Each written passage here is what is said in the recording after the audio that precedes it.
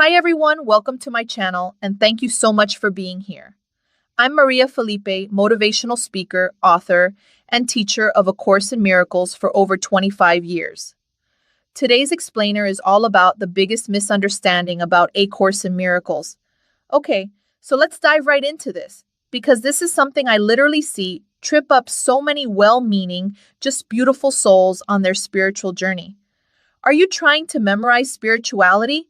Because, when people first pick up A Course in Miracles, they look at this thick, heavy, incredibly profound book, and their immediate reaction is to treat it like a dense college textbook. We think, oh, I've got to master this intellectually. We convince ourselves that if we can just memorize all these complex spiritual concepts, gather enough data, and quote the text perfectly, well then, we'll finally be a good spiritual person. But honestly, that's the core trap right there. That is the greatest misunderstanding. You absolutely cannot memorize your way to inner peace. Because here's the real truth. It's not a textbook. It's mind training. The actual purpose of this profound work isn't to stuff your brain with abstract theories or make spirituality super complicated.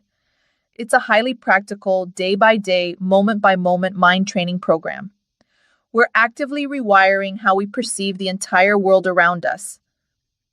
Trying to understand the Course purely through your intellect, it's kind of like trying to satisfy your hunger by just staring at a menu. You've actually got to eat the meal. You have to practice it. There's this massive, massive divide between simply gathering information and experiencing true transformation. And the funny thing is, the ego actually loves the pursuit of just hoarding spiritual information. It absolutely loves collecting data because it keeps us busy. It creates the solution of progress without ever actually requiring us to change. But the real goal here is transformation, specifically a complete internal transformation of our perception from fear to love. We don't need more information. We need a fundamental shift in how we actually experience ourselves and everybody else. So how do we actually get to that transformation? Well, it comes down to actionable steps. Number 1, read the text. Yes, we absolutely need that foundation, but simply reading is never, ever enough on its own. It has to be followed by step 2, which is applying forgiveness, and step 3, choosing again. Every single day, you're going to encounter situations that trigger you. And in those heated moments, your intellect is not going to save you. What will save your peace is actively applying forgiveness and being willing to just pause and say, I can choose love instead of fear right now. It's a constant active practice. And that brings up a really crucial point.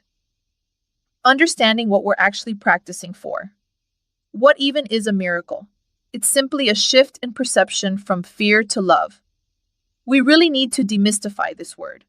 We aren't talking about supernatural events, walking on water, or moving mountains with our minds. No, we're talking about practical, internal shifts. A miracle happens the exact moment you look at a coworker who's driving you crazy or a partner you're arguing with, and you suddenly see past all that fear and anger to the love that is actually there. That internal shift, that is the miracle. This actually brings me to a concept that is incredibly dear to my heart, and it's something I explore deeply in my book, Live Your Happy. It's all about remembering our true nature, love, and happiness. The entire point of all this, all the mind training, all the forgiveness, is simply a pathway back to our natural state of joy. You're not learning how to become some completely new person. You're just unlearning the fear that blocks you from remembering who you already are. You are already love. You are already meant to be happy. But of course, our ego really doesn't want us to remember that. So it sets up one of the biggest spiritual traps out there, the battle between being right and being peaceful. The ego will try to use your spiritual practice to make you feel superior to others, or even guilty and inadequate about your own progress. It'll try to convince you that winning the argument or proving your spiritual correctness is the ultimate prize. But here's the thing, the true goal is always, always peace. Ask yourself, Would you rather be right or would you rather be happy? Every single time we let go of that desperate need to be right, we step right back into the peace of our true nature. So, where do we actually put all of this into practice? In your everyday classroom.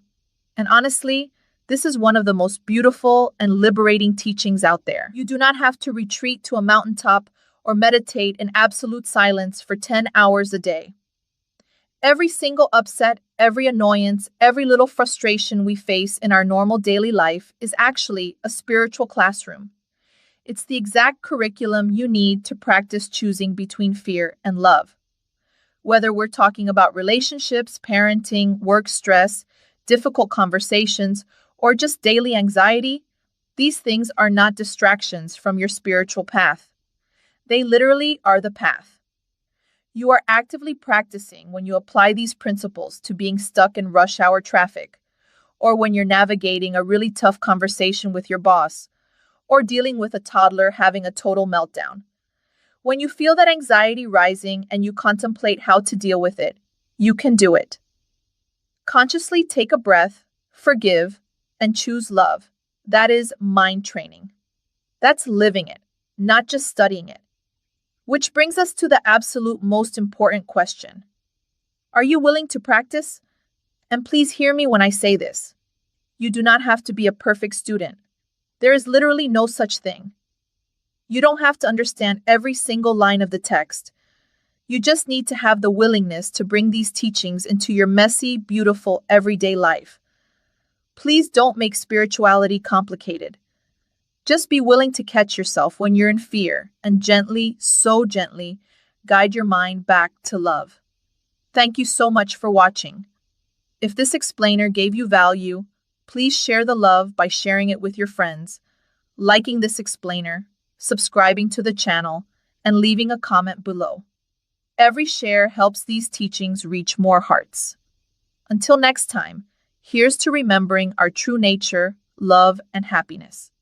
So, in your everyday classroom, what miracle will you choose today? I'll see you in the next explainer.